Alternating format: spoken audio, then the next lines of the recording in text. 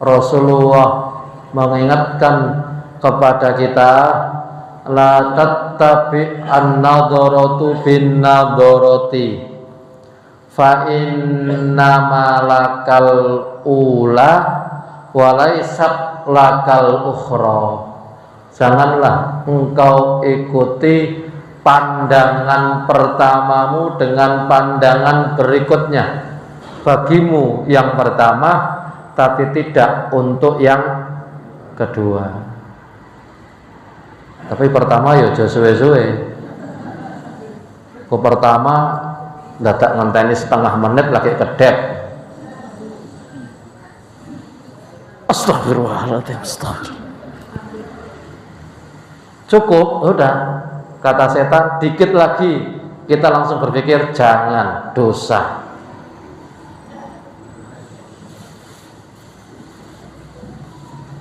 Rasulullah SAW juga ingatkan kepada kita, an-nadharatu, melihat, sahmun masmumun min sihami iblis, itu adalah anak panah beracun dari anak panah iblis. Faman ghadda basarahu, barang siapa yang menundukkan pandangannya, an mahasinim ro'atin, dari wanita, lillah, dia melakukan itu karena Allah, bukan karena agar dilihat oleh kawan-kawannya suci, bukan agar dilihat oleh kawan-kawannya bahwa dia adalah orang yang ruhiyahnya baik, bukan pula karena ingin mendapatkan pujian. Antum itu laki-laki yang saya pernah kenal yang paling godul basar, bukan pula karena itu, tapi semata-mata dia lakukan itu karena Allah. Aurathallahu qalbahu, Allah akan memberikan pada hatinya halawah, rasa manis, ila yaumi yalqah, sampai hari berjumpa dengan Allah Subhanahu wa taala.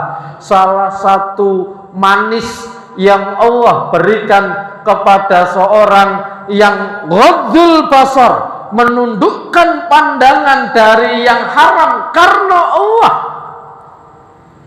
itu menjadi senjata kuat untuk melindungi hati kita yang pada saat itu lemah.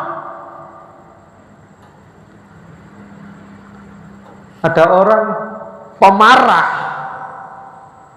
begitu ada kesempatan marah dan ada yang membuat dia marah, dia akan sangat mudah melampiaskannya. Tetapi karena dia punya senjata yang namanya ghadul basar, apa yang terjadi? Amarah itu mampu diredam karena masih memiliki satu kekuatan yang luar biasa yang disebut dengan ghadul basar. Dia orangnya hasad, tanggane tuku gelang atine melang-melang, jarine wong kono tanggane tuku kol atine mrongkol. Urip ora tau ora ngrasakno nyaman tenang belas, ora tau ngrasakno. Wong liya sing entuk enak, kene sing mumet. Astaghfirullahaladzim, astaghfirullah. Tapi karena dia memiliki satu kemampuan yang disebut dengan ghadul basar, di saat setan akan masuk melalui pintu hasad, tiba-tiba dia punya kemampuan untuk menjaga hatinya agar tidak hasad, padahal di saat bersamaan dia sebenarnya sedang hasad-hasadnya kepada seseorang. Tapi kenapa tiba-tiba rasa hasad itu sedikit demi sedikit sirna, menghilang? karena satu kekuatan yang disebut dengan ghadul basar. Itu kata-kata Imam Ibnu Qayyim dalam kitabnya Ad-Da'u wad-Dawa ketika menerangkan mana fawaidu ghadil basar, faidah-faidah dari ghadul basar, yaitu ghadul basar mampu menghalangi setan untuk masuk ke dalam hati. Allah akan memberikan rasa nikmat, Allah akan memberikan rasa nyaman, rasa manis dalam melaksanakan ibadah. Salah satu faktornya adalah ghadul basar.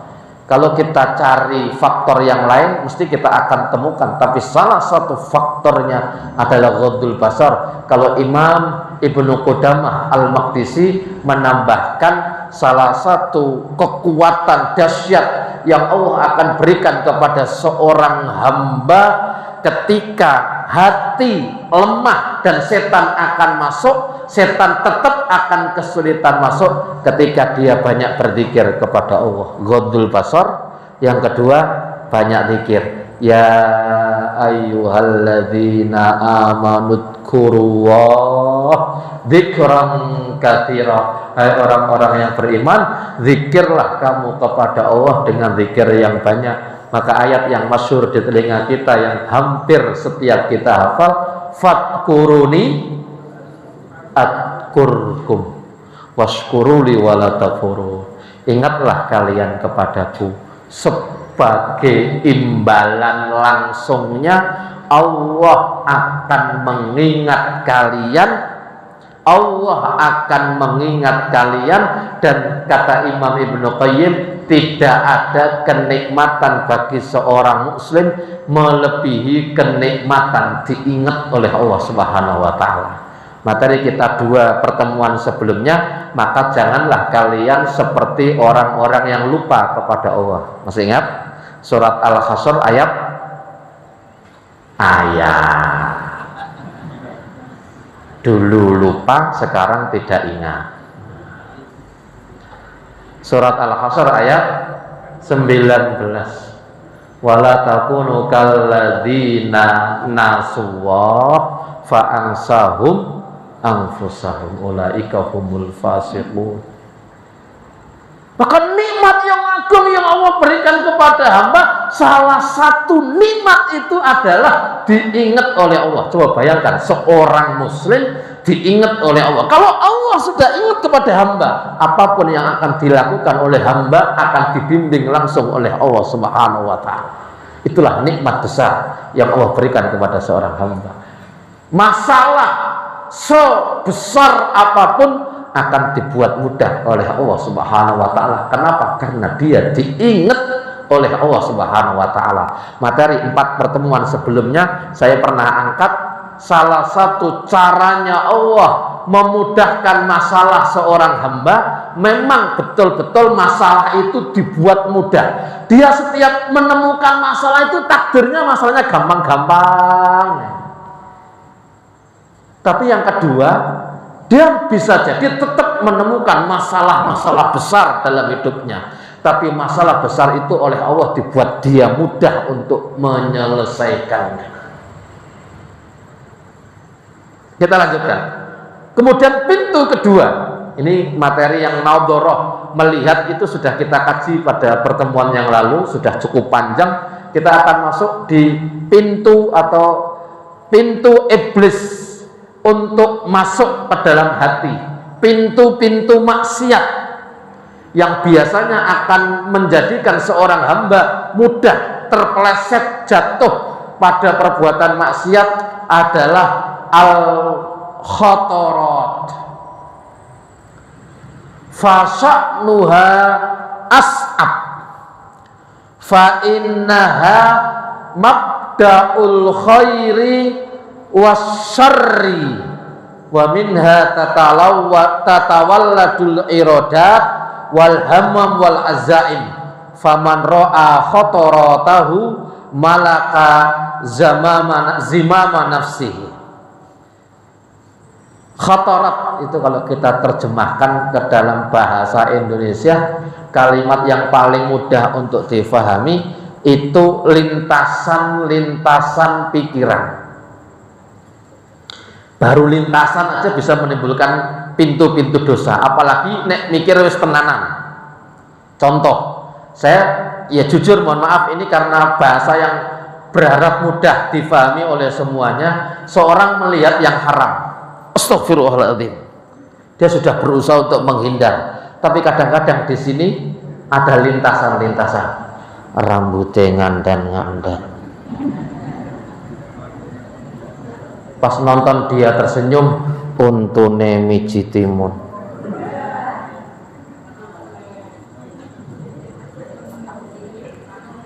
Lintasan ini kalau tidak segera dicegah, itu menjadi pintu pembuka untuk jatuh pada perbuatan-perbuatan maksiat berikutnya. Ingat, ini khotorat. Khotorat itu lintasan saja. Cuma ada orang kaya, mohon maaf, dengan segala keindahan yang dia punya, dia melihat terlintas pikirannya, kalau saya maling rumahnya kayaknya cocok. Apalagi saya dengar info orangnya pelit. Yakin kalau saya datang ke rumahnya susah buka gerbang, dibantu ambil tonggone. Nggak apa-apa, harap nyolong. Angel buka gerbangnya, tak silahi linggis. Nah, karena mungkin orang kaya tersebut pelit, kikir, bakhil, bin medit. Astagfirullahaladzim. Ketika ada kesempatan kemudian dia memikirkan pikiran sesaat itu, kalau tidak segera dihalau, nanti kita akan kaji bagaimana cara menghilangkannya. Ketika ini muncul lintasan, hilang, lintas muncul lagi, hilang lagi, muncul lagi, hilang lagi. Ini kalau segera tidak dicegah akan menjadi sesuatu yang besar, yang nantinya kalau dikaji secara dalam dikhawatirkan itu menjadi cara pandang dia melihat sesuatu, pasti yang dipikirkan negatifnya. Saya lanjutkan. Wa aksaru matadkhulul ma'asi alal abdi,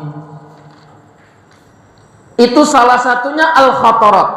Perkara-perkara yang sering masuk ke dalam diri seorang hamba adalah al-khatarat, lintasan pikiran. Fasa'nu wa as'ab, kalau sudah ada lintasan maka keadaannya menjadi sulit.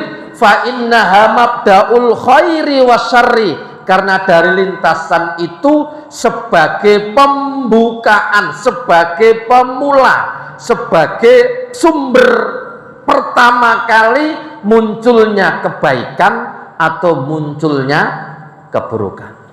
Ya tinggal lintasan tadi yang dilihat apa? Ada orang baca Quran, Masya Allah, baca Quran, terlintas, terbayang, saya harus bisa seperti dia. Berarti ini menjadi sumber awal kebaikan. Nah, enak sing turu penak men. Dipikir, wah nek pengajian turu anjen penak. Neng omah diganggu anaknya, diganggu bojone, orang ngerti, penaknya ya pas pengajian. Lintasan pertama ngelihat, mikir, oh iya, bismikallahumma ahya wa. Lintasan. Ini saya cuma ingin menerangkan kalimat lintasan pikiran, nyambung ya maksud saya ya. Lintasan pikiran itu pokoknya sesuatu yang terlintas sesaat. Cuman lintasan itu nempel. Hilang timbul, bukan lintas terus hilang belas enggak, tapi dia akan hilang timbul, bahkan ketika hilang gara-gara lintasan pernah muncul di sini, ketika ada keadaan yang mirip tiba-tiba muncul lagi. Wah, mohon maaf ya, bahasa saya mungkin arahnya ya karena saya memberi contoh sing sekaluane wae cetha gitu ya. Ada bapak-bapak lari pagi, go celono cekak, go kaos singlet lari pagi. Ada mbak-mbak, ibu-ibu melihat perutnya six pack, mau terlintas, astagfirullahaladzim, dia sadar. Pulang di rumah, takdirnya nonton HP, ada orang perutnya kayak podo perutnya, nah muncul lagi, astagfirullahaladzim. Begitu sederhananya kadang-kadang perasaan yang mengarah pada dosa, lintasan yang mengarah pada dosa itu muncul. Kalau seorang hamba tidak pandai segera mengelola lintasan-lintasan pikiran tadi, maka khawatirnya dia akan sangat mudah terjerembab pada perbuatan dosa. Kita lanjutkan dulu. Faman ra'a khotoratahu, barang siapa memperhatikan, menjaga khotorotnya, lintasan-lintasan pikirannya, malaka zimama nafsi, dia akan mampu mengendalikan jiwanya. Wa qahara hawahu, dan dia akan mampu mengekang hawa nafsunya. Wa man ghalabathu khotoratuhu, tapi barang siapa kalah dengan lintasan-lintasan pikirannya, tak mampu mengendalikan lintasan-lintasan pikirannya, fahawahu wa nafsuhu lahu aghlab, maka hawa nafsunya pada saat itu akan lebih dominan menguasainya. Wa manistahana bil khatarat, barang siapa meremehkan lintasan-lintasan pikiran ini, qadathu qahran ilal halakat, akan menghantarkannya kepada kehancuran-kehancuran, kerusakan-kerusakan. Wala tazalul khataratu taraddadu, tidaklah khatarat itu akan selalu muncul, akan selalu pulang pergi, akan selalu kembali alal qalbi, atas hati seorang hamba, hatta tasiru munah, sampai ketika tidak terkelola dengan baik menjadi sebuah angan-angan buta. Kalau bahasa yang mematikan hati, kata Imam Ibnu Rajab, itu adalah panjang angan-angan. Wah, esok-esok ini numpak pesawat jet tekan Arab Saudi, koneng kono umroh, baru umroh sholat Jumat, berjumatan mulih meneh, kata ya enak ya. Muncul angan-angan itu, waliyadzubillah. Apalagi kalau angan-angannya, kalau itu masih ada unsur-unsur ibadah. Kalau angan-angannya sudah hawa nafsu, duit tokeh, orang mikir mangan opo, tapi mikirnya mangan ning ndi. Astaghfirullahaladzim. Kalau urusannya, mohon maaf, wedoan, ini bahasa Jepara ya, nggak tahu bahasa Solonya apa, kalau sok mboten mudeng. Bahasa Jepara ini pun ini kok wedoan, itu ya mikirnya, ngene iki seterusnya. Bayangannya urusan naudzubillah fahsya, kekejian, ke apa namanya ya, urusannya dengan nafsu, sampai pada angan-angan kosong. Wah, nek dia bojo papat ya. Oh, bojo siji sini gerpadu, urusan duit ora tau melaku, jarane kamar siji ora padang, pingine madangi kamar liyane. Angan-angan karena bermula dari lintasan pikiran sesaat yang tidak dikelola. Lagi-lagi saya sampaikan kepada hadirin, kita belum membicarakan bagaimana cara mengelola lintasan-lintasan pikiran ini.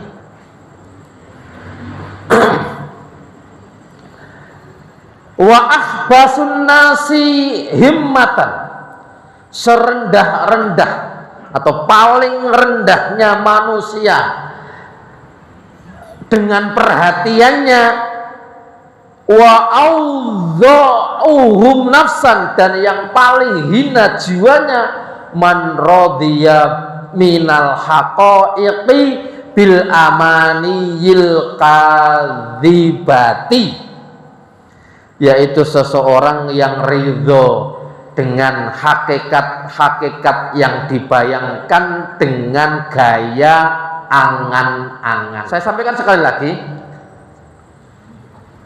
perhatian, kemauan, keinginan seseorang yang paling rendah adalah ketika hakikat atau sesuatu yang bisa dilakukan, sesuatu yang memang ada nyatanya, tapi dia hanya sekedar berangan-angan belaka. Wah, nek iso tahajud ben bengi selikur rakaat apik gitu. Tapi tidak ada usaha sedikit pun untuk berusaha bagaimana caranya bisa bangun untuk sholat tahajud.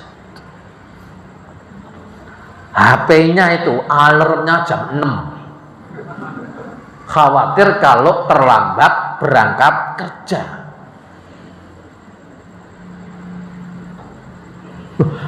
Banyak di antara kaum muslimin yang mereka khawatir terhadap keterlambatan mereka dalam bekerja mencari dunia, tetapi mereka tidak pernah khawatir, mereka tidak pernah takut terlambat memenuhi undangannya Allah Subhanahu wa taala. Banyak orang mukmin ketika memikirkan sebuah perjalanan, dia bahkan bersiap-siap jauh hari sebelumnya. Bahkan dia akan ada di tempat untuk naik, anggap aja mungkin pesawat atau kereta setengah jam, 1 jam sebelum jam pemberangkatan. Tapi tidak pernah dia berpikir ketika Allah mengajak dia untuk menuju akhirat, dipanggil oleh Allah, hayya 'alas shalah, dia sudah standby di masjidnya, tapi hayya 'alas shalah masih memikir. Maka angan-angan kadzibah, angan-angan dusta, bahkan seandainya angan-angan itu baik, tetapi ketika dia tidak ada usaha untuk mendapatkan sesuatu yang menjadikan dirinya mulia di sisi Allah, pada hakikatnya keinginan yang dia pikirkan itu hanya angan-angan dusta. Mestinya kalau orang membayangkan nikmatnya sholat tahajud di tengah malam, berakrab-akrab dengan Allah, dia akan berusaha tidurnya agak gasi, alarmnya dinyalakan jam 2, jam setengah 3. Ketika sudah bangun dia akan berusaha bangun walaupun setannya sudah masih berat menggodanya. Ya Allah, aku ingin dekat kepadamu ya Allah. Dia akan berusaha untuk bangun. Berarti ada ikhtiar, walaupun hurung tekan selikur rakaat wis tekan subuh, atau belum 21 rakaat baru 2 rakaat wis ngapa asyhadu an la ilaha illallah wa asyhadu anna Muhammadan Allahumma shalli ala. Begitu salam rasanya udah pengen melek, wah witir bismillah, ternyata takdirnya cuma 3 rakaat. Tapi ada ikhtiar di situ. Sama dengan naudzubillah min dzalik. Apalagi angan-angan itu adalah angan-angan yang nilainya duniawi, cenderung arahnya syahwat. Ya tadi, angan-angan pengen kaya. Bayangkan kalau orang kaya itu begini, tidur di kasur empuk, begini, banyak pelayan di rumahnya, dia nggak akan, dan seterusnya dia pikirkan.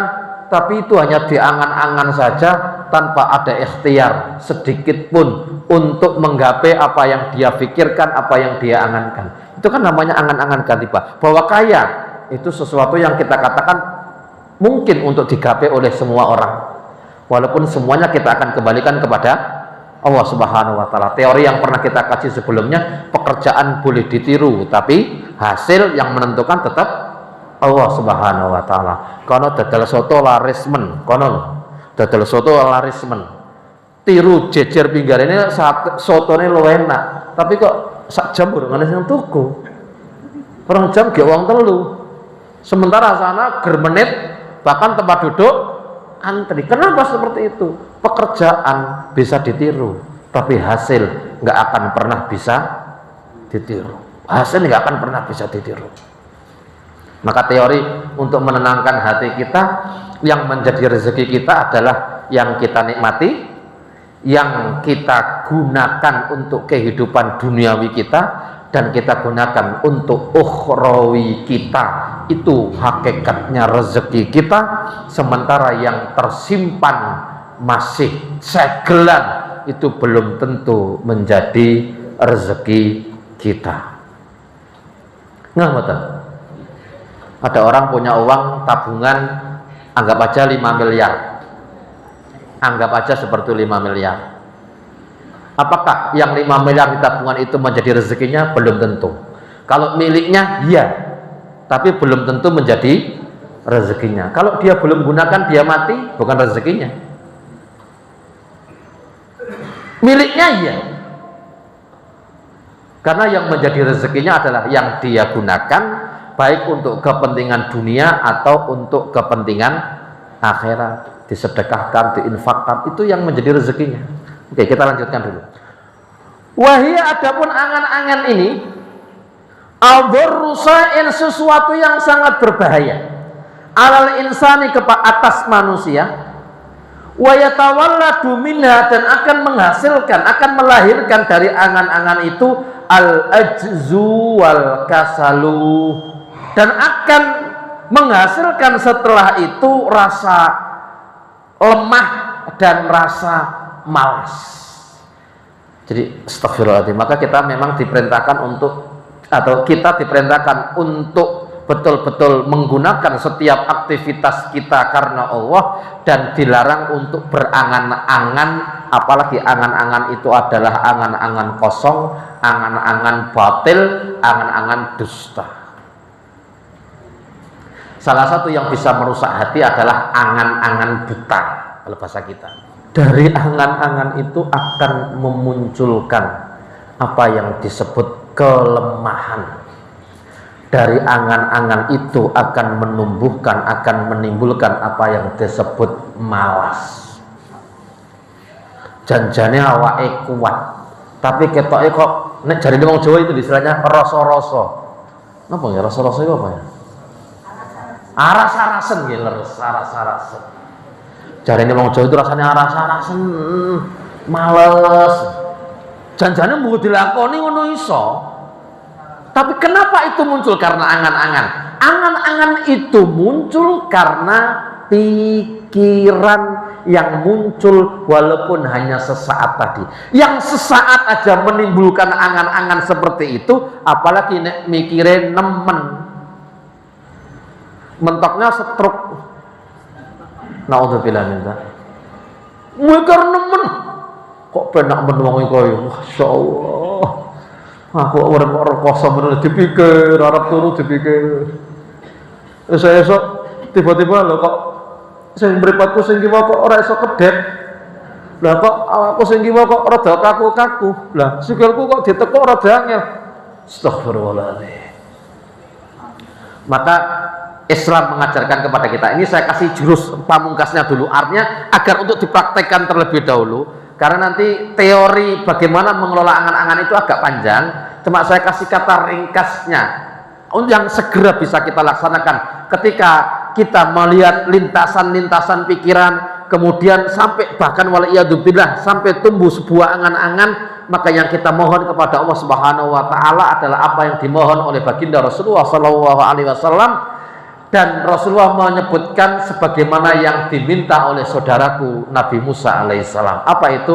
Rabbishrahli sadri wa yassirli amri wahlul uqdatam min lisani yafqahu qauli. Itu salah satu jurus yang dipakai oleh Imam Ibnu Qayyim untuk mengelola secara umum angan-angan atau lintasan-lintasan pikiran itu dengan mencoba untuk lapang dada. Lapang dada itu kita mohon kepada Allah Subhanahu wa taala. Salah satu doanya adalah apa yang didoakan, apa yang diucapkan oleh Nabiullah Musa alaihissalam, memohon kepada Allah ketika diperintahkan untuk berdakwah kepada Fir'aun. Bayangannya dakwah kok kepada Fir'aun, angel ya. Akhirnya memohon kepada Allah, Rabbishrahli sadri wa yassirli amri wahlul uqdatam min lisani yafqahu qauli.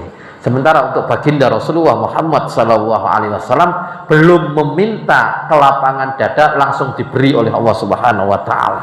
Alam nasrah laka sadrak. Bukankah kami Allah hai Muhammad telah melapangkan untukmu dadamu, sehingga Rasulullah SAW ketika berdakwah itu sudah punya kelapangan dada. Hal-hal yang menimpa beliau ketika berdakwah, beliau sudah punya senjata, apa yang disebut dengan lapang dada.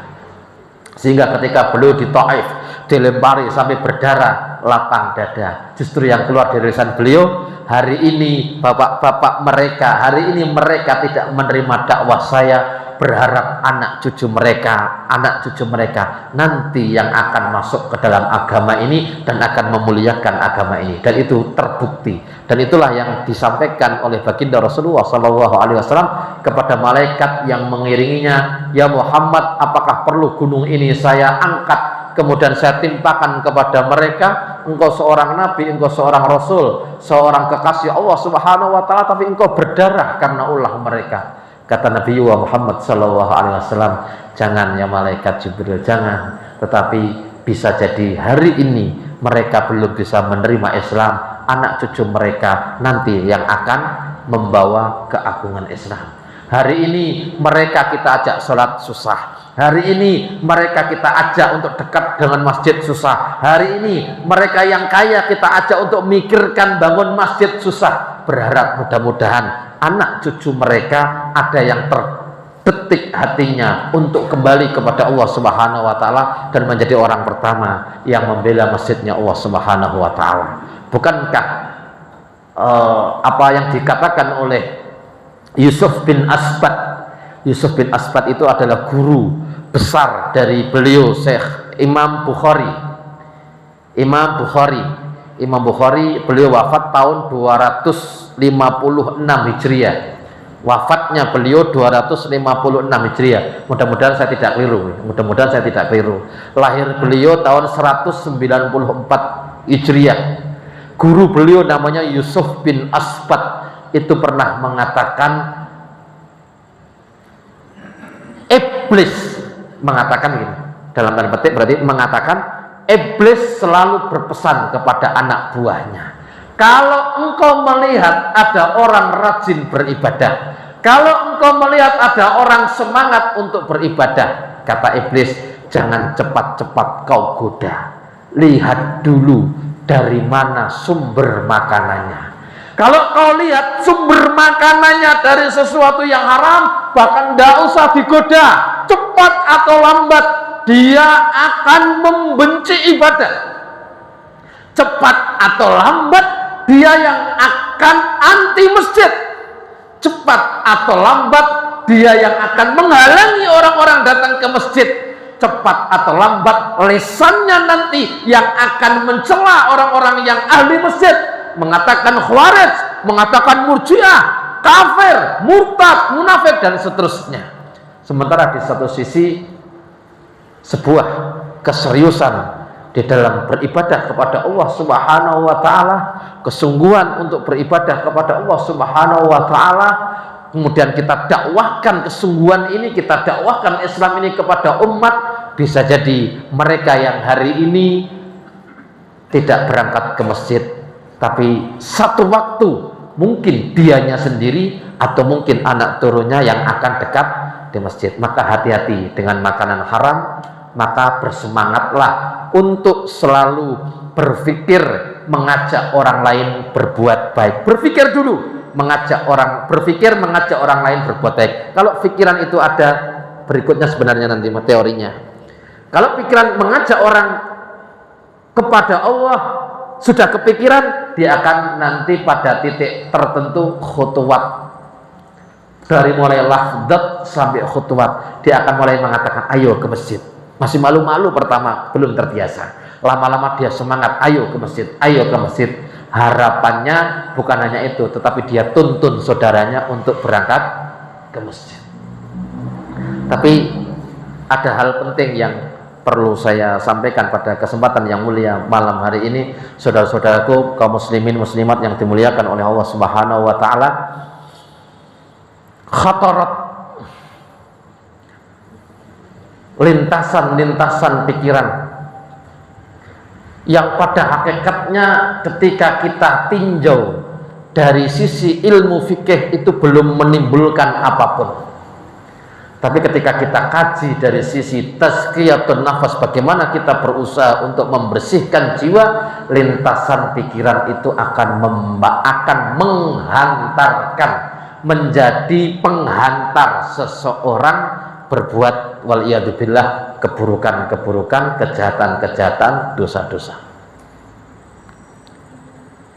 Saya ulangi, lintasan pikiran itu akan menjadi pembuka bagi seseorang untuk berbuat dosa. Maka lintasan pikiran buruk ini harus segera kita kelola. Tapi sayangnya karena waktu kita tidak atau belum bisa menerangkan bagaimana mengelola pikiran, lintasan-lintasan pikiran ini sehingga betul-betul bisa kembali kepada Allah Subhanahu wa Ta'ala, akan menghantarkan kita kepada jannahnya. Insya Allah di waktu-waktu ke depan kita akan kaji bagaimana mengelola lintasan pikiran. Mudah-mudahan kita diberi kesempatan oleh Allah Subhanahu wa Ta'ala untuk selalu bertafaqquh fiddin.